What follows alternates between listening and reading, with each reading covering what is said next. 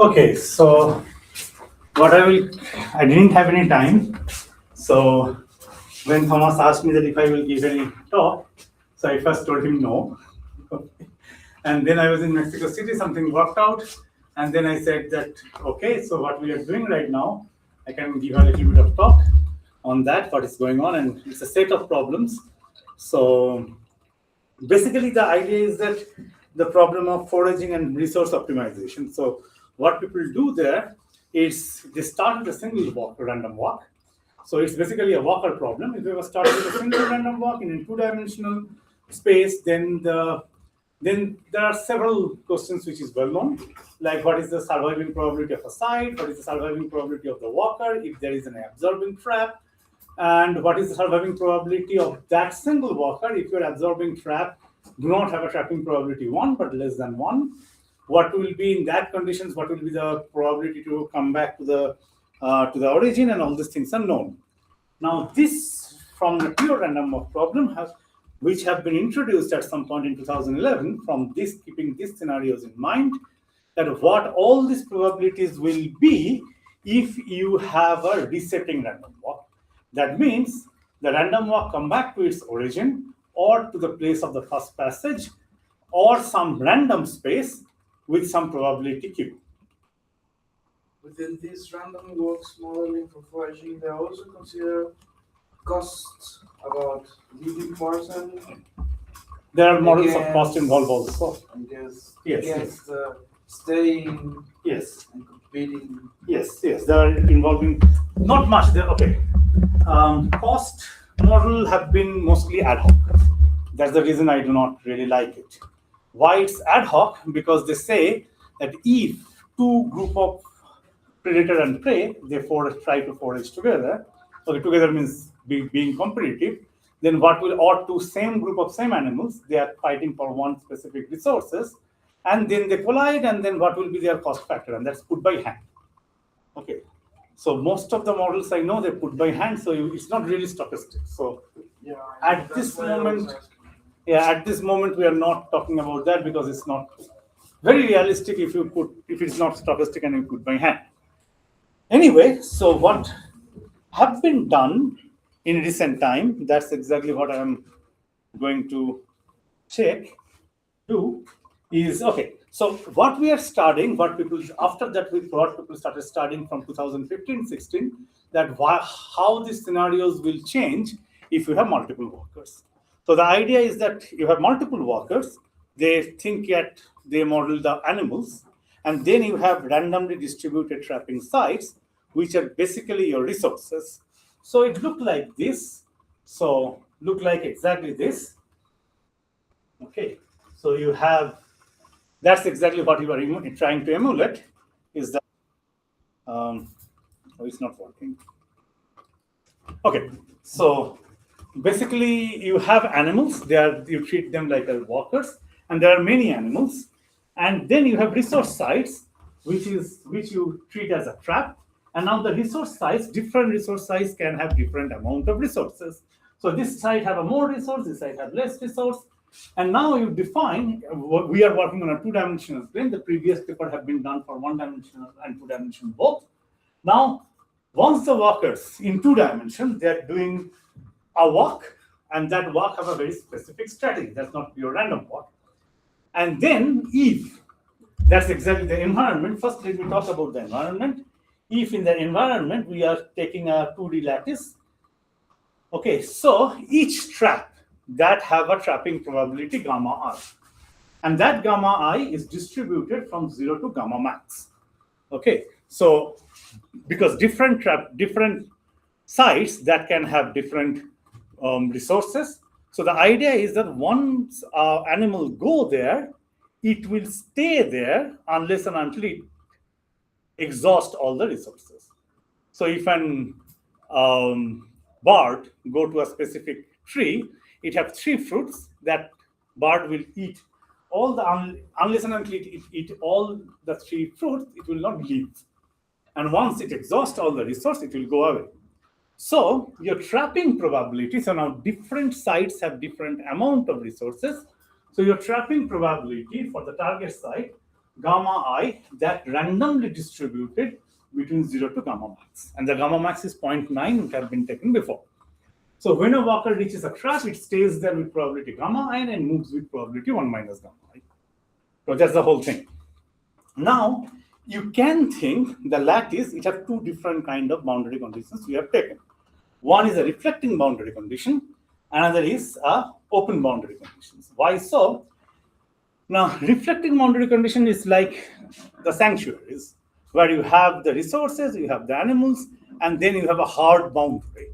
If you have a hard boundaries, because outside that another animal living named human being, so they do not come to the human territory. So whenever they come to the boundary, they get reflected. So that you actually do by the reflecting boundary conditions. Another, you can take open boundary conditions, is like an oasis. So that's really the wild. So where in the wild, your resources are not everywhere. Exactly what we were talking yesterday, the resources are in a very specific space. And then once you exhaust the resources, you go far away. And within that specific space, resources are also very sparsely distributed. So you can think that you have two lattices there. One is with the open, the inner lattice, where all the resources and all the habitat of the animals are there. And then you have an outer lattice, which basically look like this. Wait a minute, where is it? Which basically boundary conditions. No, sorry, this is not the one. That's why I'm a little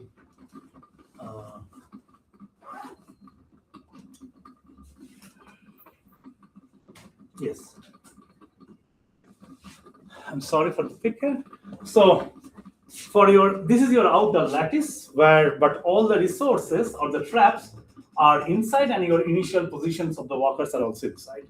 Now the walkers can diffuse out, and then it can come back for looking for the resources. So that's exactly the while it happens. So that's exactly what is the open boundary conditions. Now, why we call it open boundary condition is really open, because we actually in your whole simulation we check that how many walkers in the 10 to the power, we have 1,000 walkers. You do the simulation until 10 to the power 8 number of time step, and how many times the walker actually touch the boundary. It's in the 10 to the power 8 number of steps with 1,000 walkers, only it happens 3 times. So once it touches the outer boundary, it have a reflecting boundary conditions, the outer boundary. So you can actually say that it's insignificant in our simulation. So that's why we call it an open boundary conditions. Okay, so now how the workers are actually having this work. So, okay, I'm coming to this figure later. Before that, let me tell you how the workers have work. So the walkers have a walk in following a specific memory mode. So what memory mode it have? Now it have basically three kind of memory. First is a self memory, and it have a preferential relocation based on the self memory. What happening is that the walker is basically doing a random walk with probability 1 minus rho, and with probability rho, it is following a specific strategy, and the strategy is following its own memory. So what it will do at t plus 1 time step, it's with the position of the walker at t plus n time step, it will be randomly chosen between all the previous sites it have been visited between 0 and t, and it will be randomly choose that position. It will go back, it will preferentially relocate with its own memory. And with probability 1 minus rho, it will do just the random walk. And in our case, we took the rho as 0.1. So with just 10% probability, it will follow its own memory. And with 90% probability, it will still do the random walk. That is following its self-memory. And now it can actually follow its collective memory. That is the memory of the community. And it is all the workers are connected to all other animals with a completely connected network. That is what we call a communication network. That means it follows the memory of the whole community. So there, it will again do with 90% probability, it will do the random walk. And with 10% probability, it will follow the previous path taken by all the workers. So it's basically the collective memory mode taken by all the workers. So each worker or each animal will know because it's like a family. If everybody where they are going, so it will randomly relocate to any one of this position. Each walker lives by itself, or you have several walkers at the same time? Several walkers, it's a multi-walker problem. So basically the number of walkers is 1,000, so all the walkers are doing the same thing. All the walkers have exactly same strategy. Yeah, either they follow the self memory, or they follow the random or collective memory, or they follow self and collective memory together. To have like a collective memory, but localized, like in the neighbor of a walker. Yes, all the workers, all the community. Yeah, everybody is connected with everybody. Yeah, well, I think it will be like interesting to not be connected to everyone. Yes, that's the common. So that's exactly what we call the communication network. So there is a problem. That's what I'm coming. There are hell lot of problem in rack. Anyone can pick up. But as of now, what we did is a communication network, fully connected communication network. Now we have the problem of the reality is the communication network is small world connected. So there are preferential attachments. So there is a separate problem of preferential attachment people have studied. Okay, which people find out that a Levy work, that's the reality. But each one can talk to each one, like having more. Yes, everybody, basically there is a God, everybody is informing to that God, and everybody is getting information from the God. But basically this model is not unrealistic, because this model is true for a family. And this is the family of workers. It goes for the reality from 26 for like 26 to 37 in case of monkeys, and in case of mountain goats, and in case of sheep, it go until 500. It is not completely unrealistic, and it have been tested for the sheep. It's basically of the order of 500. The lowest is the monkeys. Okay, the data have only for 26 monkeys, but actually the number of monkeys is more than 50. But they put a collar there, and the monkeys, they keep throwing out the collars. So finally you get the data only for 26 monkeys. Anyway, so and then there are self and collective memory, where with 90% probability, with probability 1 minus rho, they will do a random walk. Now it follow a collective memory with probability rho and q, and with rho into 1 minus q, it follow the self memory. Exactly the first scheme, it will follow with this probability. With the collective memory, it will follow with this probability. Now, if you sum over all the probabilities, that give you 1. So these are the 3 strategies it have. So let me just show you what we are doing, what have been done before. So what have been done before is people actually studied how it looked like. How it looked like for the, give me a minute.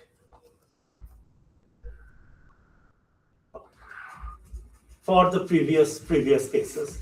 So this is, this is our result. Yes.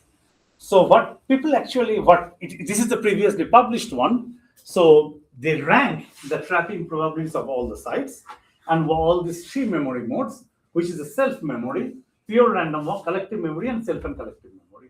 What we can see, even with just with the self memory, this is your graph. Okay, this is with open boundary conditions, this is with reflecting boundary conditions. This is our simulation, but this result is basically previously published.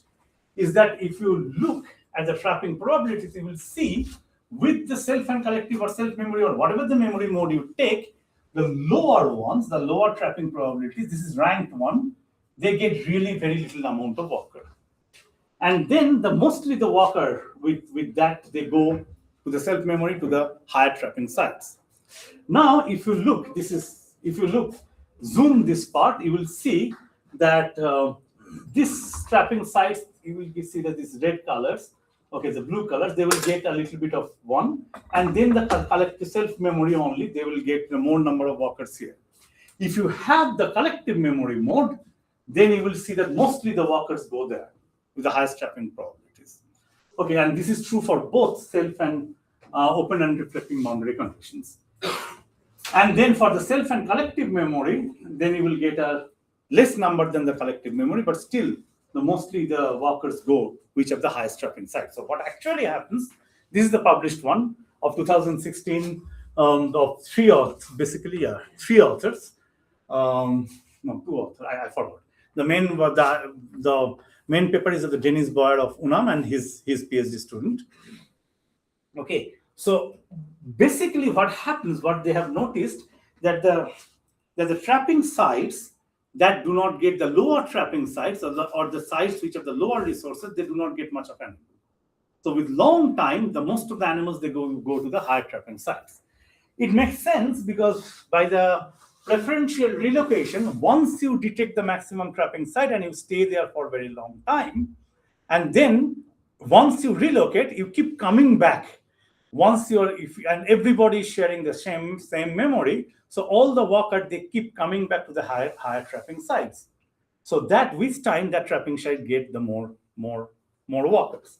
And that's exactly what they published, and they actually plotted another one which give you the same information, but this information they plotted in different ways, and that's exactly get published in Royal Society of Interface, and this is what have been published. Now these have a problem. The problem is, if all the workers are in the highest trapping site always, in reality that trapping site will start losing resources, and then the workers should leave, right? And then they will try to find out other trapping sites. But if your trapping sites are fixed with time, that will not happen. And that's the exactly problem we addressed. So what we did is saying that, okay, this makes no sense that the trapping probabilities will not change with time. So we says that, okay, so the more realistic model will be when it varies with time. So we define a resource, amount of resource, which will have a geometric distribution. So in our case, you see it is uniformly distributed between 0 to gamma max. But in reality, what we now come up with, that amount of resources is omega I, which the relationship with the amount of resources and the trapping probability is this. Now your amount of resources changes with time following a Lotka-Volterra equation, where the amount of resources at time t plus 1 will be, of course, the gamma t, and this is my generation term, omega 1 minus omega I max to omega I t, that's ratio. And now this is basically for each one, each trapping site that have a 0 to omega I max, and this is your consumption term beta with fi, and where your fi is basically the fraction of population which is there in that site. So each case, my point is, if at the beginning, very beginning, your omega I is equal to omega I max, right? And then your generation, the sigma, is insignificant because this has become 1, so your generation term is 0, and you will just have this consumption term. So at the very beginning, at t is equal to 0, this term do not exist. You have only the consumption term. And now if all the workers, exactly like our scenario, if all the workers are in one site, then it will eat out everything. So this your consumption term will be highest. So at some point, the worker it will not have anything. So this will go to 0, and it will only have the generation term. Unless and until it generate back, the workers will leave. Now it have a risk. The risk is, if my beta is too high, which it will be 1, and this is 0.01 we have taken. So there is a chance that this will go out and this will be negative. So by hand we've taken, that's the only artificial condition we have, that by hand that omega I can never be negative. That's the only condition. So it will follow this Lotka-Volterra equation with a fixed condition that omega I cannot be negative. Your resource cannot go back to negative. That's all. So being said, so basically this is the competition term. This is a generation depending on your resources, and this is your consumption term, which depends on your number of the fraction of population which is in that site. Yes. And this condition is related to like a technical issue on the model, or just for interpretation, or why? No, we have tested. Okay, if you just say, let's say this is 1, that maximum value it can be 1. So, and in that, when it is 1, right? So this basically goes to 0. So you will have omega t plus 1 is equal to omega t plus sigma minus beta. So what will be your maximum value of sigma and beta? They are equal. If they are equal, then only this can go to 0. Now, if you take now your beta should be larger, and if your beta could be larger, then this can go to negative. That's exactly where we put the conditions that it cannot be negative. So you can take different limiting cases and can see that it can get to negative, and then there we stop it. Because in typical cases, you can say that your sigma would be maximally value of sigma omega t plus 1. Because at some point it will be omega t plus 1 because it's 0.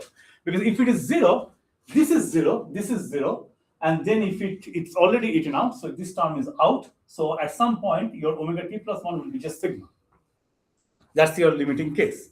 Another limiting case could be at the time t is equal to 0. At time t is equal to 0, this is max, so your omega t plus 1 is equal to omega, this is max, omega I max minus beta. But you have nothing. So these are the separate different cases, and you can see there is one limiting case where it can go to negative, okay, and then we say that no, it's not. Okay, so what we actually calculated is only thing we concentrated is this guy. That's all we are calculating here. That how the number of workers or the fraction of population in total number of trapping sites. For the constant resources, this is our, yes. But the workers do not react on this quantity W1. Or do, What do you mean by react? well, they leave the site. Automatically they have to leave the site because the trapping probability is decreasing, because this is my condition. My trapping probability is here. That's my relationship with the resources.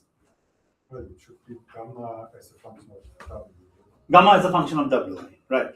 How does it? So this is my relationship. My point is, if this decreases, this will automatically decrease. I have a term. Okay, I can find out the gamma in terms of the omega, right?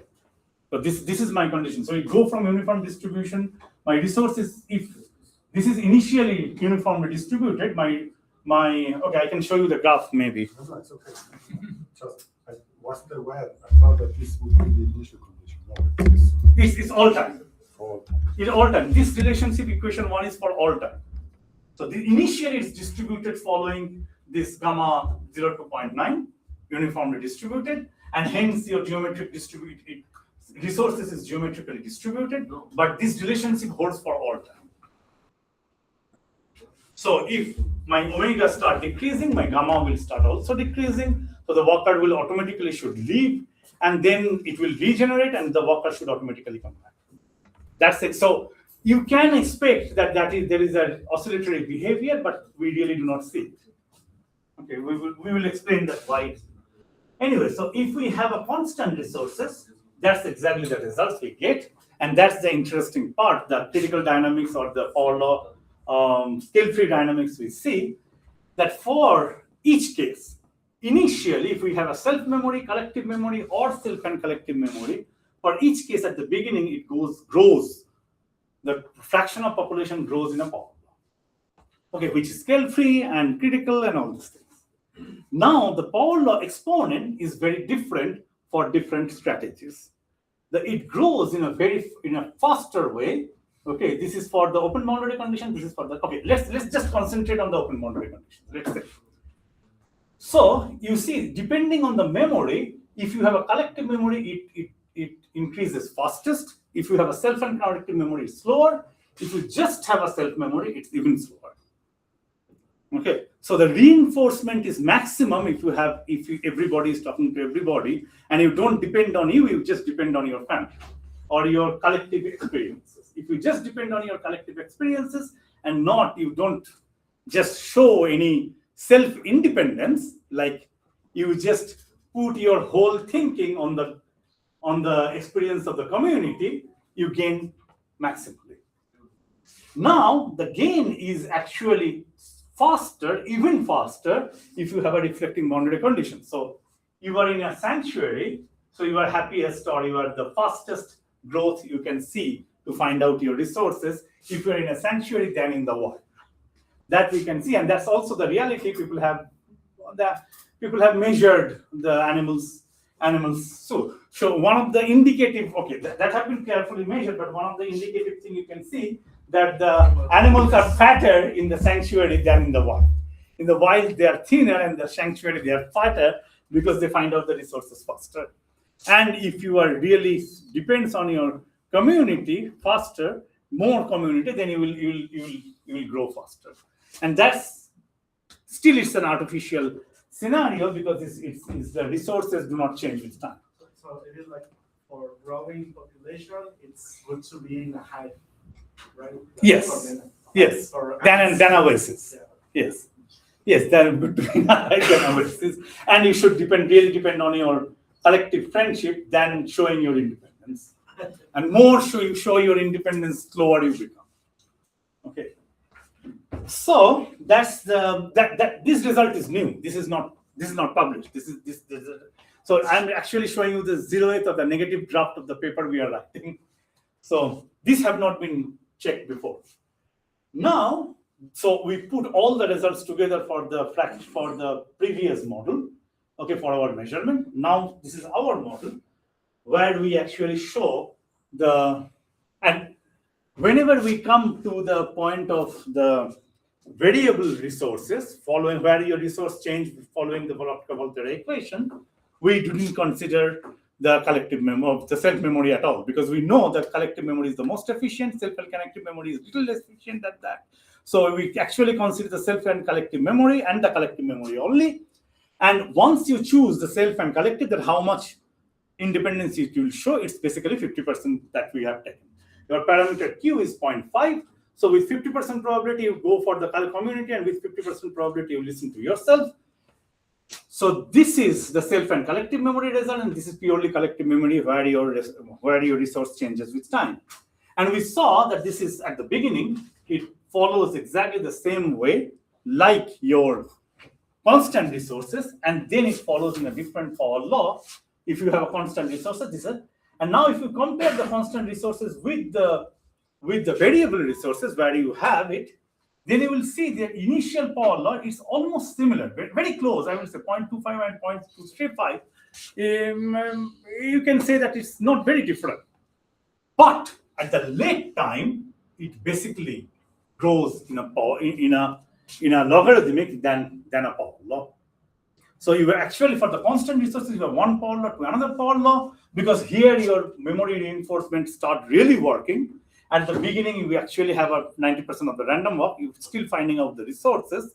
And then after that, you have the memory reinforcement here.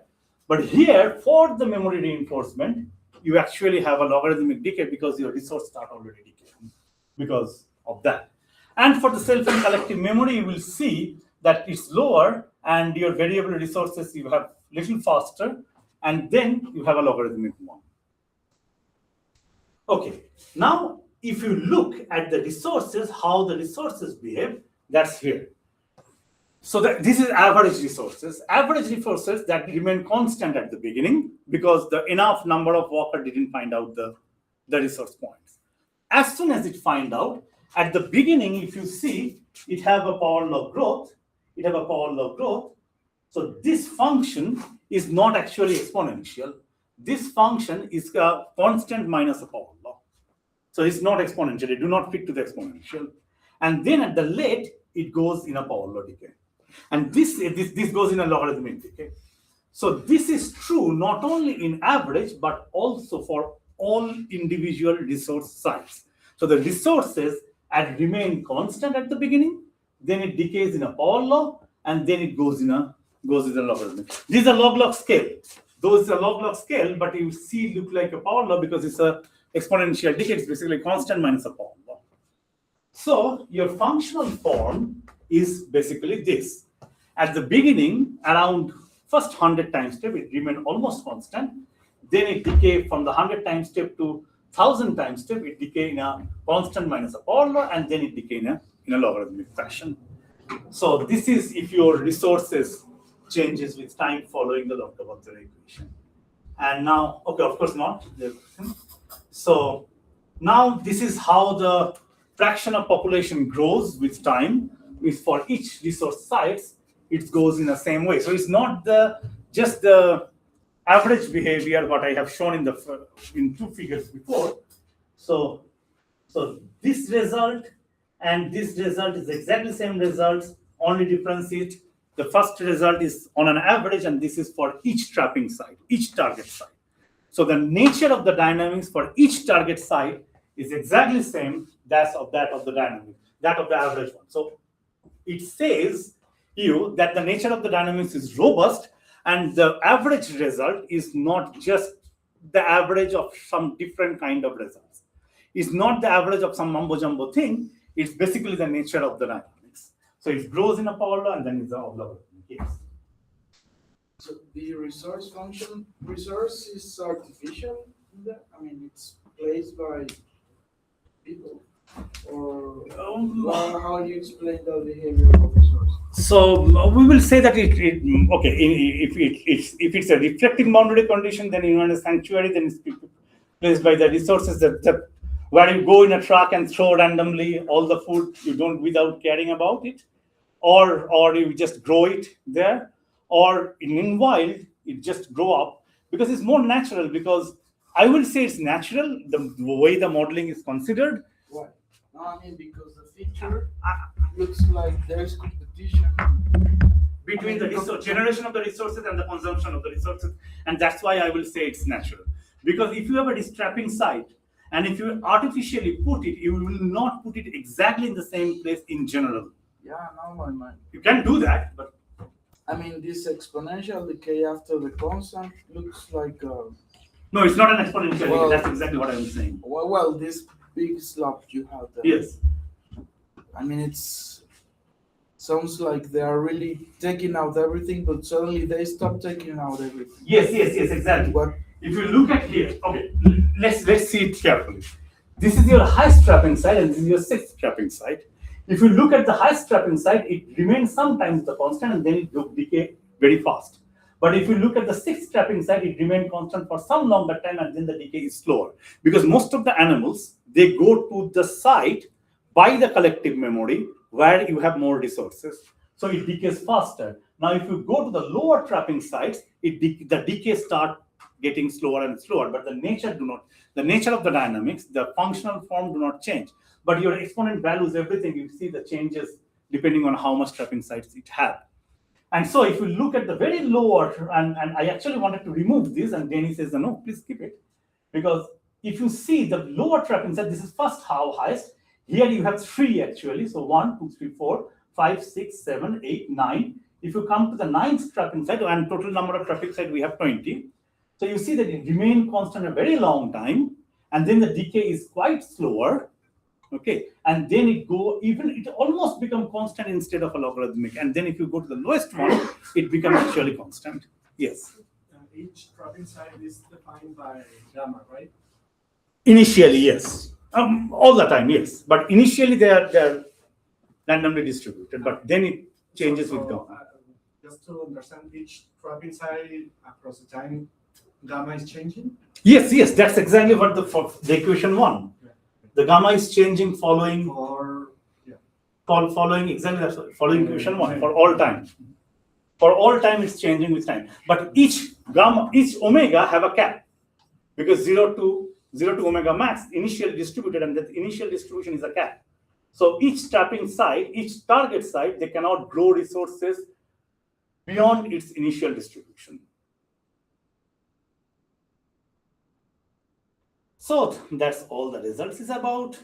And then if you really, we actually did a finite size scaling kind of behavior, where we actually put the number of trapping sites. All the dynamics you see is the 100 trapping sites, but we did the dynamics with 50, 75, 100, 150, 200, and to see if the nature of the dynamics changes, but it do not. At the beginning it's a power law, and then it's a logarithmic, and it's independent of your boundary conditions also. So in the boundary condition, reflecting boundary condition is little faster than the your collective memory is faster than your reflecting your self and collective memory. But with the open boundary conditions, reflecting boundary conditions, all different cases, it really do not change. So that's the thing. So that's the whole thing. Yeah. While changing the number of traps, you get the number of walkers? Yes. Okay. Yes. Yes. And if you change the number, if you fix the number of trap and change the number of walkers, the result is still same. So you should not change two parameters together. But I think that you wouldn't always be the same. Like you have to have like some region in which this doesn't continue, right? Like No, like a limit. No, it's robust. The point is that if you put the same number of walkers and the same number of traps, Mhm. and it's the same. Yeah. Okay. So if you keep the number of trap and you change the number of walkers, the nature of the result do not change. So the result is actually very robust. So we tried with 3 different number of walkers and all the different type of trap. So if you check actually the number of walkers is actually the same. Okay, so your this prefactor actually changes, and this prefactor value is actually matched with the initial positions. So what is the probability? If you can calculate the probability that how many walkers will spawn upon the first at the trap at the beginning, that should give you the value of A, and that's exactly what it is.